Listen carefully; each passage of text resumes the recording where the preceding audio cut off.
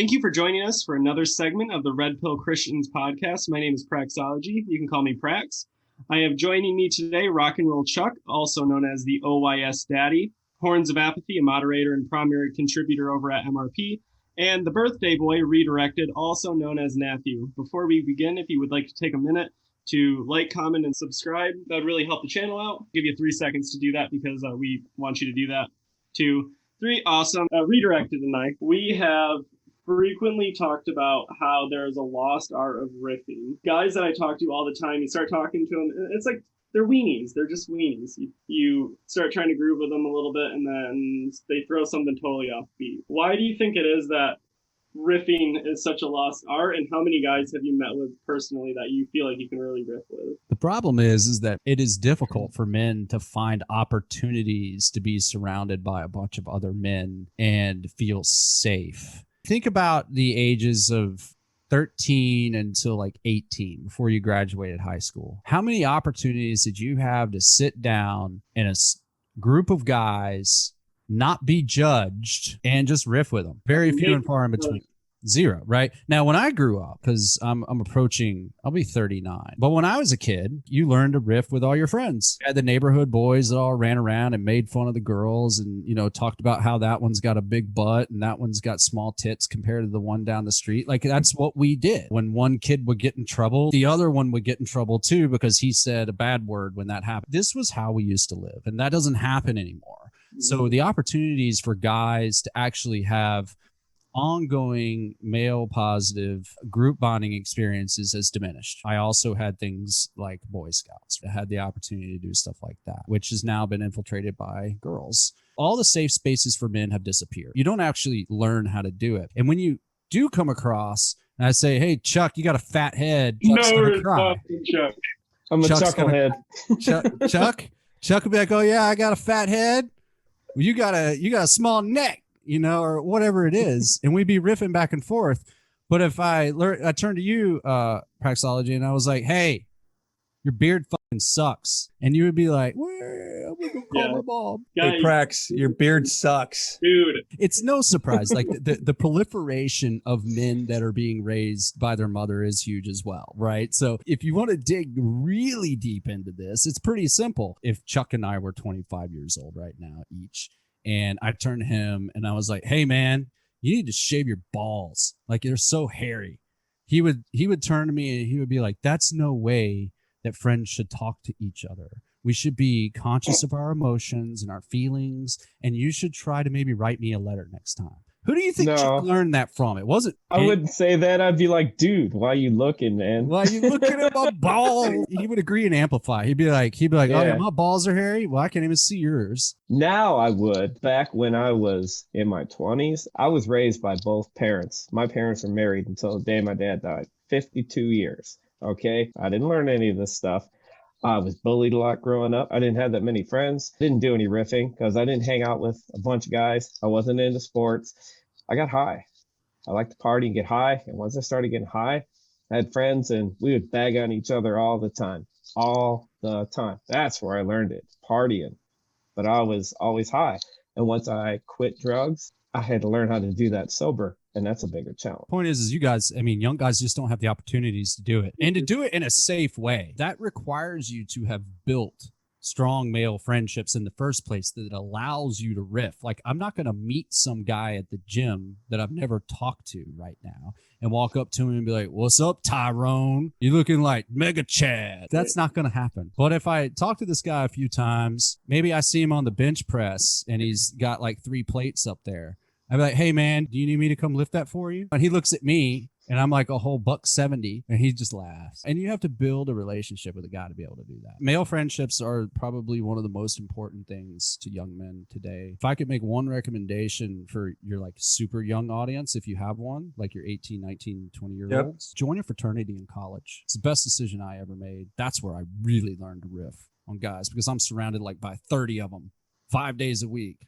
For like 4 hours a day. Best time of my life. How much do you think screens, phone screens, computer screens and stuff, how much do you think that plays into all this? Well, we're still calling each other faggots on Reddit, right? So we're still, riffing at each other. It's not the same. It's not personal. Like, Chuck, if I don't know. I could call you so many things right now. I could take it. He's I don't want to hurt his feelings, guys. This from the guy that had to buy the extra small headphones. Come on. My point of all of this is that it is an art and it is fun and it allows you to challenge each other as men. I'll give you a good story. I was in a fraternity in college. I entered that fraternity pretty blue-pilled, actually. From high school, had one long-term girlfriend, entered college. My big brother was 6'6", 235 pounds, and probably 15% body fat. Massive guy. Or I never hung out with a guy that was like that before. He taught me the ropes. I never would have got that opportunity if I had not joined a fraternity or went outside of my own small little gamer circle or whatever I had going on at the moment. And you can't get that on the screen. But that all stopped when I met this guy. And he was like, what are you doing? What are you doing with your life? There's so many important things. And I remember saying, I was like, well, Ronnie, what's more important? He's like, there's so many girls here. Okay. And you're going to sit around and play World of Warcraft? What is the matter with you? And when he broke it down like that and challenged me, we were riffing with each other. I sat back and I went, man, Ronnie's right. Sitting around trying to level a mage when I could be out there. Dude, I'm grinding. I got to get that elite blue. Come on, guys. We have a raid in Molten Core. That's how far back I go. The opportunity to riff with guys only comes when you build those strong relationships with them. Horns of Apathy. Why did you pick that name? How did you pick Horns of Apathy? Oh, goodness. Like my Batman origin story. Yeah. Right, of my slash you. Share it, Bruce. It was, I think I was probably trying to be somewhat poetic because I acted pretty gay back then. No, in all seriousness, I knew that I cared too much and I needed to learn the ability to not care. I gave way too much. I cared way too much. And I knew that I needed to develop some apathy in my life. I was planning on growing it. What grows bigger and stronger and faster than anything else in the entire world? Well, it's a set of horns. That's the idea. Horns, would you be willing to tell us what your primary love language is? There's only really one that matters. Words of affirmation, right? It has to be that validation that I crave so deeply from my wife. It's funny you actually bring this up. I've read the 5 love languages. If you haven't read the 5 love languages to your listeners, I would highly recommend that you do so and then burn it with fire, just so you know what you're getting yourself into. If you had asked me that question before I found Red Pill, I would probably say physical touch, right? And words of affirmation, like every other guy in this world. If you had to ask me now, I really don't care. It really doesn't even register on my radar. But my wife came to me a couple months ago and she's like, hey, I picked up that 5 love languages book again. And I retook the quiz. I was like, really? She said, yeah. You remember last time when I took it, it was acts of service. AKA, can you be my beta errand boy? But she said, I retook it and I am 95% physical touch now. And I thought, wow, I can manipulate test results. It's almost like they fill the container that you make for them. You would think so. You would think so, Chuck, that when you set out to achieve something and you're absolutely certain you can do it, it's just going to take some time. I tend to think the world kind of molds around what you're going after. If you desire to have a mutually sexually fulfilling marriage, you're either going to have that or you're not. My observations from being at Married Red Pill for a few years now is that the guys who want that and are willing to kind of check their own ego and do the work, that's usually the result. I mean, sometimes there's some actually legitimately crazy wives, but guess what? You made them that way. Or you chose poorly. Yeah. I mean, you can definitely choose poorly.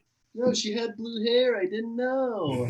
I want to say appearances are not everything, right? I know you're joking with the blue hair comment. What is the old Red Pill saying? Like, she's got blue hair, and if she's got tattoos, rode the carousel for a few years, she's just not worth your time. Just absolutely not worth it. What I would say to those people is that my wife has lots of tattoos. My wife had a fairly youthful 20s. Appearances can be incredibly deceiving. Even if she has blue hair, maybe that's a complete no-go for you because you can't take her home to mom. But I guarantee you, when I met my wife, she had just as many tattoos as she has right now. She has one more now. Your name, right? Actually, no, I'm not going to get into that one. No, it's not my name. It's a picture of my butthole. Okay. I'm kidding. All right. She had tattoos. She had never really had very many long-term relationships. She was a independent woman who lived alone and paid all of her bills. She had a very red-pilled father that raised her that way. All of that changed miraculously when I kind of got my shit together. I like to think that most guys have a very moldable woman that will fill the container. The question is at the end of the day, is she just willing to put in the effort? Aren't you kind of like a mechanic that's telling guys, buy whatever kind of car you want. You can just fix it, but you have these mechanic skills that you can use to make it happen. No, but I think there's no use in going back and saying I vetted poorly. I think if you bought a lemon, you can put a wrench to it for hours upon hours. But if you're putting a wrench to it for hours upon hours every single day for many, many, many years, and you're very clear and know how a vehicle operates, right? Well, if you have a 25-year-old, don't we want to recommend not to buy the lemon and get the Toyota? I don't know. I like fast cars. So what can you say? What I would say, I think that's dangerously close to getting into the Captain Save-A-Ho mentality, saying, well, I can fix her. She's broken. I can fix this. I think it's all within context. If you've been with a woman for a year and she's pretty broken, like it's probably time that you didn't continue that relationship. But if you've been with a woman for 10 years, like I was, and she's pretty broken, oh man, she's got 10 years of being with you. So why don't you work on you first? And if you need a sparring partner, go right ahead. At the end of the day, she's either going to get on the ship or she isn't. If you've been on there for 10 years, then did you do the oil change? Rotate the tires? Are the tires bald? Are the bands showing through? Whose fault is that? You're the one driving, right? And then you get people that are outside of this manosphere here, and they say, you're just too chicken to take that to the junkyard. You're too chicken to start over and go get a new car. And my point to those guys is that I'm the one who ragged this out. I can take it, I can put it in the junkyard, and it'll get crushed, and it will forever be alone because I've used its best years. I like to think that if I've taken it my wife's best years already, she still has a lot more to give. And so I don't take her to the junkyard because she adds a very unique value to my life that a 25-year-old cannot add. Well, I think that kind of highlights one of the big differences between MRP and RPC in that we get a lot of young men that come to us that are conservative and they don't have anywhere else to go. So we have a lot more opportunity to tell these young men, hey, don't buy the junker, go get a new car. I mean, there's plenty of 22-year-olds out there that aren't broken. Just because it was shiny when you first got it doesn't mean you have to keep it. That's why you spend your young 20s and late 20s test driving a bunch of different cars before you buy one. Hey, RPC tells them to spin plates just like MRP does. Go right ahead. I was never fantastic at it. Maybe that's the point, is that you're just not good at spinning plates, and that's why you do it, right? But when it got beyond 2, my garage was full. But on the other hand, on RPC, you have a bunch of people that basically are like, well, I've done some stuff in the past, but I'm looking for a sweet, pure virgin. Okay, hey, you do you, but... Let's be realistic, Chuck, right? Like, how many women are raised in such a way where they can still hold on to their virginity past the age of, let's say, 23, getting through college? It's round numbers. Are we talking in fractionals and decimals, right? I don't know. I think it's a pretty small number.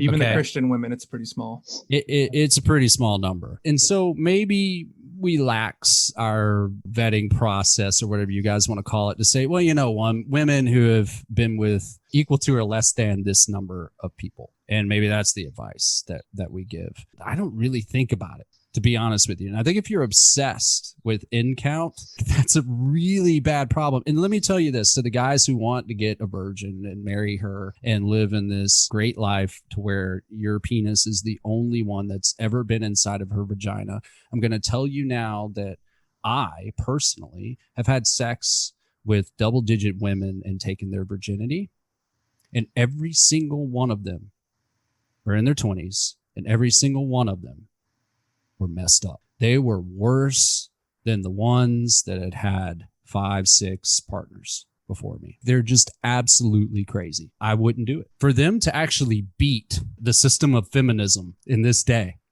of you go get them, girl, and you go have your fun, and then for actually to beat that and also have parents who are like that as well, I would never want to walk into that, guys. That's asking for a lot of trouble I would never want to deal with. How do you reconcile that with the statistics, though? I mean, if you look at the numbers, a woman that has sex with 1, 2, 3, it's pretty much the same. But when it gets past that 4, 5, and 6, it messes them up. How does it mess them up, though? I think it has That's to what do I would ask. with pair bonding, with their ability to stay with one man and love that one man and not have branch swinging. Well, look, I've disclosed this before at MRP that my wife has a higher in count than I would like. So let me just talk about my experience. I disagree with you. I disagree with you pretty strongly because the pair bond, if you want to call it that, this evolutionary psychology behind pair bonding. First of all, that's a debate in itself. Can humans pair bond for life in the same way that other animals do? And that's an unknown. So let's just presume that can happen between two human beings. My wife, despite having sex with a lot of other men that I don't know or have never known, actually used sex in the incorrect way, as most women would who have a high end count. They use it for validation, most of all. And I know the trap that people think you'll fall into, that she'll date 27 guys and have sex with all of them and then take those 27 best qualities, one from each guy, and then try to build this master guy that she's going to go after. Well, those girls never get married. Okay, so let's not even worry about them. The ones that are so self-absorbed to believe that they deserve these numbered lists of things that they get from those 27 guys that they've slept with.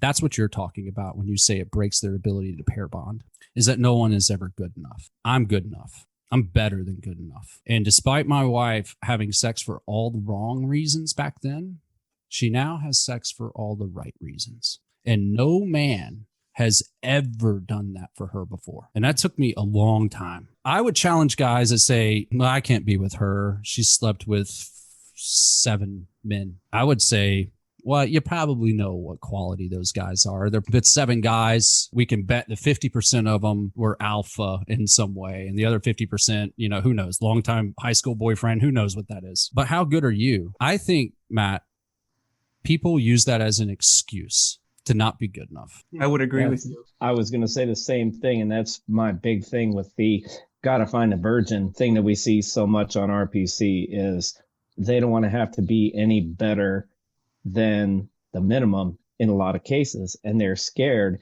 they're not going to be able to measure up if a woman has any kind of experience. Well, if you have that mindset, you're always going to be afraid that your woman's going to be looking elsewhere. It's just a bad mindset to start with. Why? Because she caught the penis rabies and she's like searching for penis all the time? Like, it doesn't make sense to me. I think if you went and you asked my wife, do you look at other men? She would say, if one's like, I'm at the gym and he's right there next to me and he's like working out and he's pretty huge, like I look at him and I think, oh, that's a decent looking guy. Never once in her mind does it cross between that's a good looking form on a man to I'm sexually attracted to him. It doesn't cross over. She doesn't even occur to her. It doesn't even happen. And this is stuff I have witnessed, not listened to her say. I know the guys that are at the gym and they'll come talk to her and she'll just be like, oh, whatever. Doesn't even matter. Doesn't even register on her radar. And all those guys that are looking for virgins or sweet little innocent Southern belles, I got something for you, buddy. Those girls are messed up. Most of them. They're messed up just as bad as the women who have slept with 50 men by the age of 20. In my opinion, in my personal opinion, having been with lots of women. So going through some of your older posts, it looks like there was a pretty major transformation, 2-year span almost, where you were first starting and then to where you are today. And then you made that pretty long post and it just kind of the 1 year, what it looks like of owning your stuff, basically. Mm-hmm. For a year, you had all your things laid out. We only get to really see, obviously, the stuff that you overtly wanted us to see or that you thought was valuable for us to see in that post. What did it look like as the person living it? Were you ever shocked by your own behavior? Or when you looked at yourself in the mirror, were you like, oh, I don't even know who I am anymore? And then I have a follow-up to that once you're done answering it. I was pretty transparent in most of my OYS posts. I had no problems talking about the way I felt. That gave a lot of people the ability to kind of see into where my mental models were currently and would give me some advice on how to potentially change those or keep on with the same ones that I had. So I was fairly transparent. But what was it like living it day in and day out? It was awful. It was awful for a while and then it wasn't awful. anymore. And basically what it was just getting over my own laziness. I had become pretty complacent in my life in every other area besides, my career. Definitely, I was not complacent. My kids, I wasn't complacent, but I wasn't putting in the work required. Live a life that I desired. And that was hard. Committing myself to going to the gym like 4 to 5 times a week, cut out all sugars. I stopped drinking. I recreationally used marijuana. Stop that. I began to kind of hunker down and read. I hadn't read a book in 8-10 years. I started actually being a dancing monkey and seeing the payoff. I went, hey, this isn't so hard. And then it got really hard because I figured out I was alone in all of this. All of the things that was so hard for me to do, no one cared about because that was just being a normal man. Living it day in and day out, there was a period that, I wrote about in the OYS where I probably hit my bottomest of bottoms and, contemplated suicide. And I literally had my Ruger 1911 sitting on the desk next to me and actually contemplating it because my wife would not have sex with me and didn't care about me. And that was the whole reason. And then I just realized, oh, wow, I care too much about this. Beyond that, total transformation from the time that I picked up the first book until my wife bought into what I'll just kind of call a red-pilled marriage 6 months from the day that I set foot in the gym. But I was with her for 7 years before that. That's about 1 month for every year. What do you tell that guy that has a 1911 sitting next to him? What did I tell him then? I just told him. Is it the acceptance that it's just you? It's just you. The person that cares about you is you, not your mom, not your wife. Yeah, they let me be clear. People care about you, but they don't care about you in the way that you think they care about you. My mom doesn't want to see her son fail at life and end up in a gutter or in a van living down by the river. My mom loves me so much, she doesn't want that to happen. But do you think she cares about much else than that? Probably not. Probably cares that I might be happy, but she's not going to do anything about it. Nobody's going to do anything but you. It's interesting that it takes the red pill to teach us that and that we're not taught that from the world or from society. That's why we all get mad at our fathers at some point. Right. Why didn't you tell me that? Yeah. That's exactly what it is. Dad, you let me down. I had that conversation with my father, actually. I said, Dad, why didn't you teach me all this? And he just looked at me and he said, son, I didn't know. My dad wouldn't have even had enough introspection to be able to say, son, I didn't know. By the time I really reconnected with him on a daily basis, he was 86 on oxygen, almost in a wheelchair. He didn't have to say it. I could see it on his face. I could see it in his life. I could see it in the way my mom treated him. After reading everything I read, it's the same path I'm headed down if I don't get my crap together. Well, actually, so that brings us up to one of my questions. So as someone who has spent a lot of time developing on something with MRP, so you have kind of this history with all these girls and you use this information to give these guys awesome advice, whether that's how to repair their marriage or however you want to say it. All of this is likely going to outlive you. How important would you say legacy?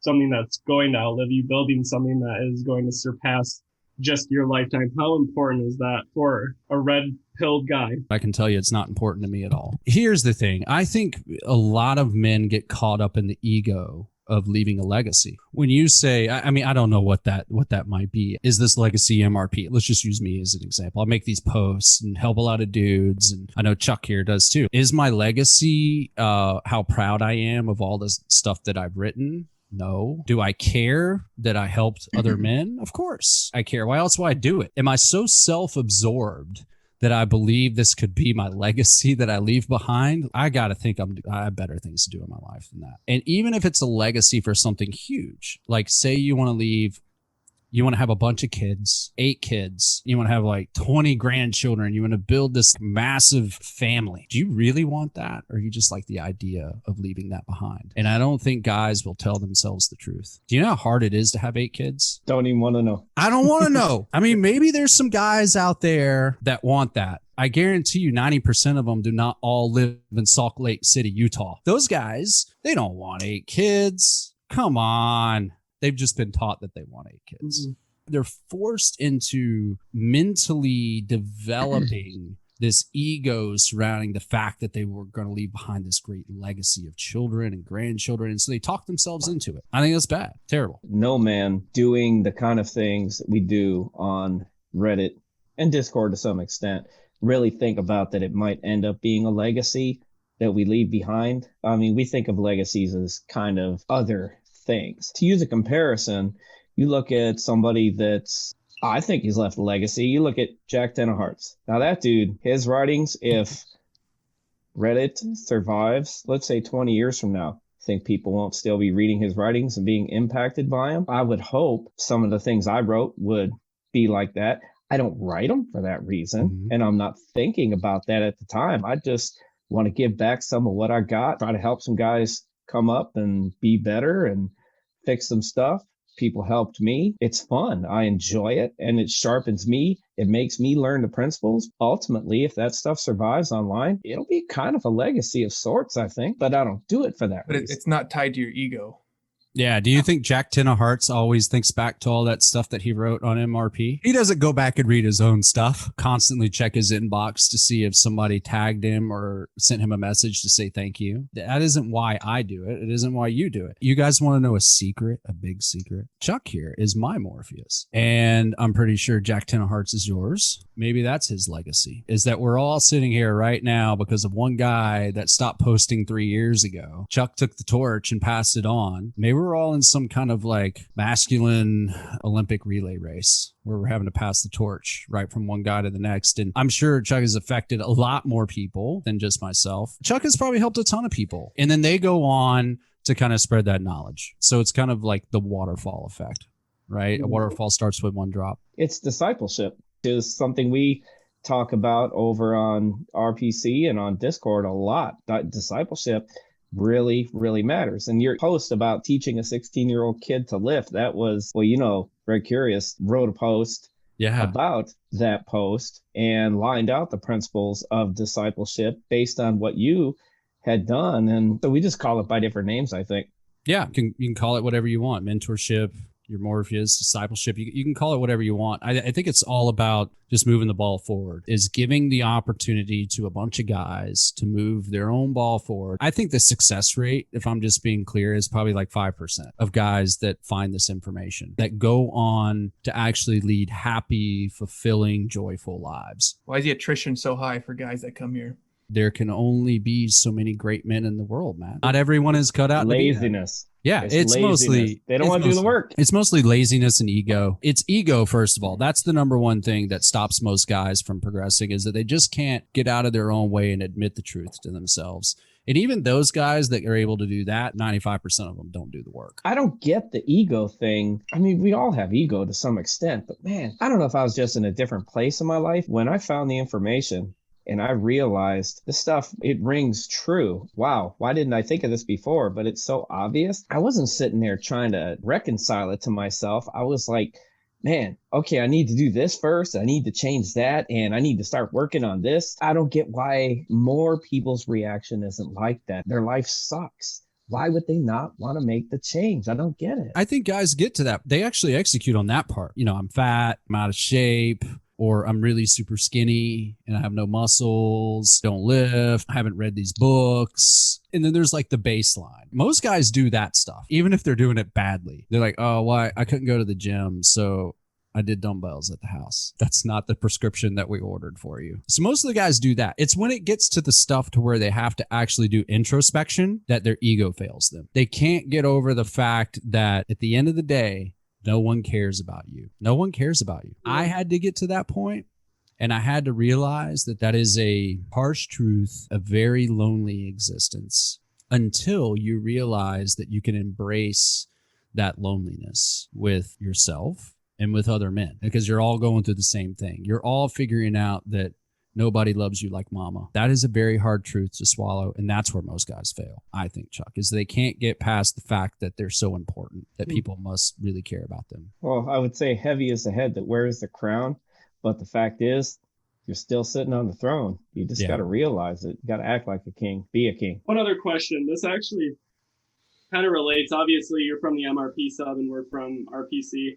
MRP's little religious brother. What is the biggest roadblock for you developing friendships with guys who are believers? Take the religion piece out of it. I find that the majority of people that practice Christianity mostly do in a church. There are a couple things that would make me not want to spend time with any of those people. I find people generally that practice faith in a church are a pool of blue-pilled men. I have zero interest hanging out and riffing with blue-pilled men. One, because I can run circles around them and they know it, and it's not any fun for either of us. Second thing is that they add no real value to my life unless I want to manipulate them. And then if you top that off, so if we're talking about opportunities, right, of hanging out with men, the last place I would probably go in my life is a church to find real dudes to hang out with. If I was being honest, I could probably find 5 out of 100 men. The percentage of people that I'm going to find there versus somewhere else is much different. If I'm there to build friendships and continue to have friendships, because that's my goal, is to have long-lasting friendships, I can't do that with men who are subscribed to blue pill ideologies.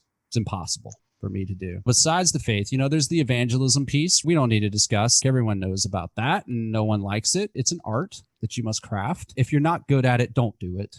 That's all I want to say. You need to probably fail a bunch at that to be good at it. At the end of the day, most of the men that I meet that wear on their shoulder that they are Christian men are terribly incongruent with their lives. I don't care if you're a Christian. I don't care what faith you are. Are you congruent with how you live your life in the way that you talk about it? If you're going to church every Sunday and then I see you slapping up, the breasts of some woman and you're inviting me to go to the strip club, like, you're a cool dude, but you live a terribly incongruent life. Problem isn't necessarily with Christians. Anywhere you go, you're just going to find a bunch of blue-pilled men.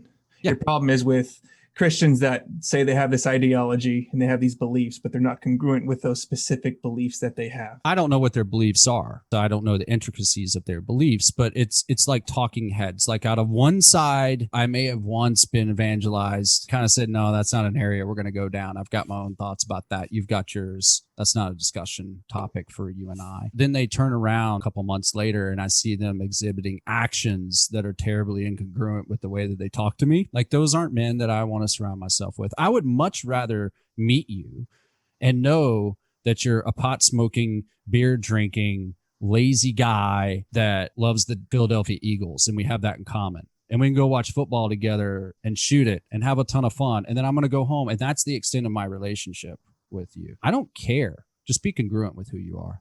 Let me know what I'm getting. I kind of feel like a woman right now claiming I need to meet men who are congruent. It's true, because hypocrisy in the church is rampant. And that's one of the things that those of us that are trying to take our faith seriously and trying to live congruent lives and trying to really live what we believe. People talk about Christians and Christianity and they're all fakes, they're all hypocrites. You look at it and you look at those people that call themselves Christians, and most of them, that's what they're like.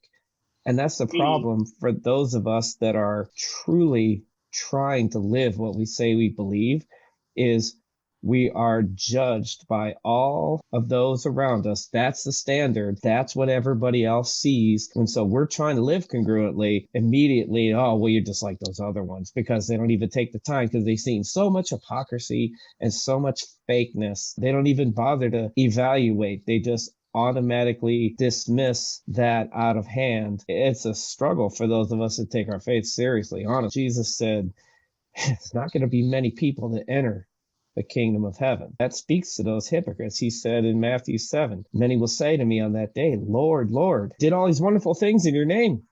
And I will say to them, depart from me. I never knew you. Now that's not non-believers. That's people that called themselves Christians. People that thought they were getting into heaven.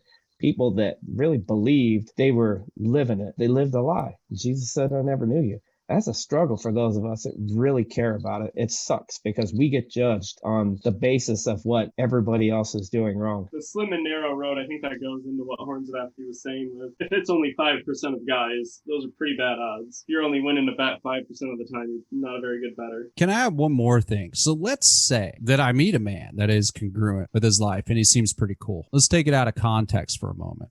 Let's say this guy is a huge Philadelphia Eagles fan. He is a congruent guy. You go to his house, he's got some, hanging up in the corner. He's got a picture of like the team. You go down to his basement. He's got his workout set down there. And right next to it is a picture of a coach. His favorite jerseys hanging up. I mean, this guy is all about the Philadelphia Eagles. He believes in this team. He watches them every single Sunday.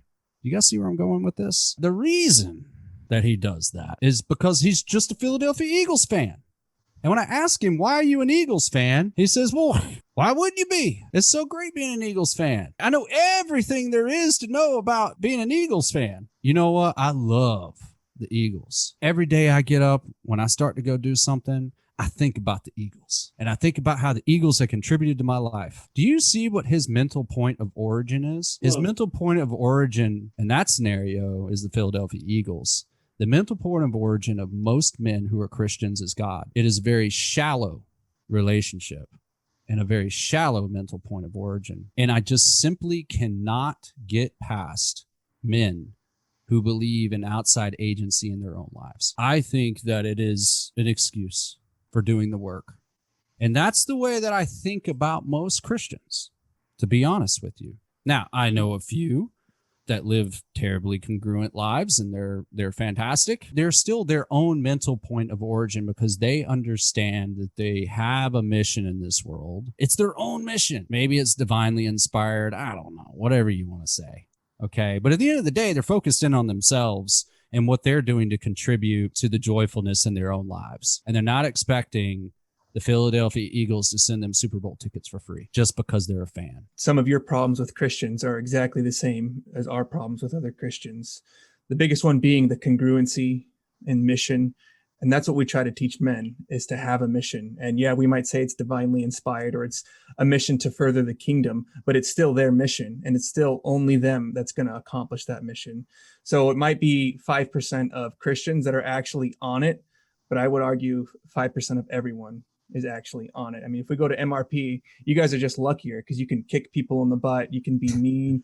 You can ban someone for saying a she statement, and we can't do that. Why can't you? No, we can, and we do sometimes. We don't do the she statement thing. I've banned plenty of people, and they deserved it. You guys should ban more people. Like, just to be honest with you. You want to know why we ban so many people at Married Red Pill? I'll tell you why. It's because we have a limited amount of resources and we have a limited amount of time. Only so many guys are going to make it. And you got to accept that some of people are just going to be losers. Always going to be losers. If you fall into that category and you're not putting in the work, and we can see that, you're gone. We have a finite amount of people in our community that can add value to other men's lives, and I'm not going to squander that on people who don't deserve it. I'd say you guys, the smaller the community, the better. Could you imagine if there was only 10 people posting in the OYS MRP thread? It was like that when I came through. There was probably like, I don't know, maybe like 20 guys. Now it's like, I don't even know, like hundreds of guys coming through, and the message isn't landing as clear, right, as when I went through. And so the reason why is because we have a bunch of useless people in there who aren't going to make it. Right. Red SF Plus can only call so many people in one day. I was lucky enough to be one of those guys. Oh, well, congratulations. Right. I think I got it too. So we're in good company. But, I would say the smaller your community, the better, whether that's in Discord or whether it's in Reddit, and make up your own rules. You guys get to influence the direction and the culture of this now.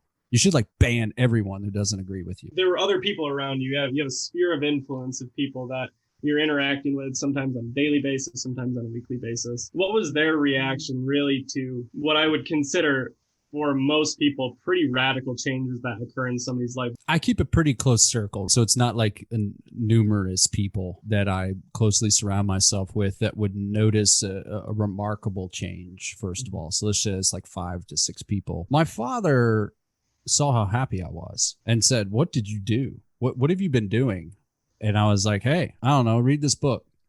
And I gave him a copy of No More Mr. Nice Guy, and he read it in like 2 days. Called me up. And he's like, "Hey, I'm a narcissistic butthole. I'm a terrible narcissistic butthole." And I was like, "Really, Dad?" He's like, "Yes. Gosh, they painted me perfect in that book. I'm so, stuff about covert contracts. I've been doing that my whole life. This is what you've been learning? This is what you've been doing?" And I said, "Yeah. I mean, I just eliminated all those covert contracts in my life and started doing what it is that I want to do." And he's like, "You're so happy." So my very, very, very positive from my father. My mother, I stopped talking to. I haven't talked to my mom since then because she divorced my father in the middle of my journey. So that was a very interesting part of my journey, which furthermore reflected to me that no one cares. All those problems I was dealing with when I was going through my journey, and then top that off with my parents getting divorced after 30-something years of marriage. I read through it with a red-pilled lens, and I told her exactly what I thought. My brother noticed. Coincidentally, he also went through a divorce at the same time I was going through my journey. Tried to help him in some ways. He's pretty much said I'm an asshole because I don't understand how hard it is for him to go through these things. But you were going through it at the same time too. That's interesting. Yeah. All the men in my family got divorced except me. And I was the one that was most likely headed towards that. But other than that, I would say my friends in general adapted to the man that I had become by becoming more like the man I had become and coming out of their own shell. So my guys that I watch football with, suddenly I wasn't afraid to talk about women, what I thought, what I did, because we were having locker room talk. And suddenly these guys opened up about, you're just really lucky. Your woman wants to have sex all the time. Mine would never do that, which is usually the reaction that most guys have with their friends after going through this. So overall, fairly positive, burn some bridges. Those people just didn't belong in my life at that point. Do you think that every guy needs to have a 1911 moment, or do you think that was unique to you? I don't know. I think every guy, they talk about hitting rock bottom. I think this is within a different context. This is like a mental rock bottom. This isn't like you're strung out on drugs and you can't get them and you're hitting rock bottom. This is everything in my head is wrong, rock bottom. Everything I've ever been taught, everything I've ever learned is wrong. And that's devastating. And I think if guys can get to that point, then they probably have a pretty good shot. It doesn't take a 1911 to do that, though. Right. I only had a Glock, so I may do. It's a he's gonna pop moment in the Matrix. Yeah. You're either gonna pop or you're not. You hit that point. Not everybody hits that point. I didn't. Was never down that far. I guess I'd spent so much time at the bottom. It was only up. You were so bad before you arrived. There was anywhere but up. You see my fat picture, right? Yeah, you've so courageously shared that with me. There was nowhere to go but up. I was at the bottom, blue, overweight, and had crooked teeth. Yeah, it was bad. No, I didn't really have that moment. My whole life was kind of like one strung out long moment like that. So Matt, I would say to answer your question, not everybody has that moment. Did you ever get so bad where you got the Bible out and you pointed at the part where your wife is supposed to have sex with you and you say, hey, see, you're supposed to do this with me? No, because since I've been really serious about my faith, I got really serious the year before I got married to my current wife. Out of all the problems we've had, that's never been one of them. I have never been told no, ever. She's always ready to go, always, no matter what. I'm like, hey, let's go. She's like, okay, let's go. That's one thing I've been really, truly, abundantly blessed with, is a wife that is always willing, able, and ready. Obviously, we're a little bit heavy. We're talking about offing ourselves, so we're going to take a slightly different turn for a minute. For both of you guys, Chuck and Horns, I know we all want to say that we're not seeking validation from anywhere, but where are you guys currently seeking your validation from? I'm going to let Chuck go first. I'm curious what his answer is. Well, I checked to see if any of my good comments got upvotes, not only for the validation, but because if something strikes a chord with somebody, I want to know so that I can say, you know what, maybe that's more useful than I thought. And I can file that away for use in the future, because I would hope I would grow from it and use it to give even better advice the next time. If I make a comment that I think is particularly good, yeah, I'll look back and if I get a bunch of upvotes, feels pretty good. I don't check my upvotes, but when there's a big discussion on a topic that I bring up, I do the same thing. I file it away. I think there's 14 or 15 drafts that I have for posts right now that I can never find the time to complete. And just today, I was talking to a guy that's been around for about half a year. He said, hey, this whole explanation of what happens when you stop masturbating to porn is really helpful. You should expand on this in a post. And I was like, oh, I've got that in a post. All right, I'm going to crank it out. Boom. And so I do the same thing as you, but it's not for validation. Where do I get my validation? This is a PG podcast, guys. Okay. Yeah. Come on. All right. Share it. Let's hear it. Share it. So, can I? That's the question, right? Because give it a pause and then we can edit it out and post. Okay. All right. Here's a short answer. All right. So we just got a really juicy bit on Horns of Apathy, so you're probably going to have to sneak into his DMs for that. Chuck like threw up, so full disclosure. You might have to sneak into his DMs for that. Hey, Chuck, is there anything in the Bible that says we can't do that? Not at all. As long as it's between two married consenting adults, it's all good. Personally, that's not quite my kink. I'm pretty familiar with how those work. And am I pretty much on the right trail there? Yeah, no, you're absolutely on the right trail. All right, so my last question, I'll give you 2 questions, so you can pick which one you want to answer, which one you want to do. The first is, what has been the cringiest message that you've ever gotten as an MRP mod or as Horns of Apathy? Or what is one of the cringiest ones that you've gotten this week, and are you willing to read it word for word from your inbox? I'll start with the first one. So I have quite a number of followers on Reddit. I've never posted in anything but Married Red Pill and MRP. I think I posted a Red Pill Wives like a couple times here and there. I probably get 2 to 3 solicitations for sex in my inbox. Now, I mean, if you read some of my posts, right, they're pretty dominant. Yeah, and I get messages probably maybe 2-3 times as much, at least once a week. I get a nudie in my inbox, and it varies in quality. Some of them have been incredibly cringy. For the second piece, I'll answer both questions. Let me see. I actually got one earlier. This is from Dr. Beaufort, who is the person at MRP. I have not talked to him much. I will read it word for word. I sent him a message 2 months ago, and I said to him, get back in the OYS thread. Don't quit. All right. 2 months later, he sends me a message out of the blue. Hey, man, thanks for checking up on me. I gave up.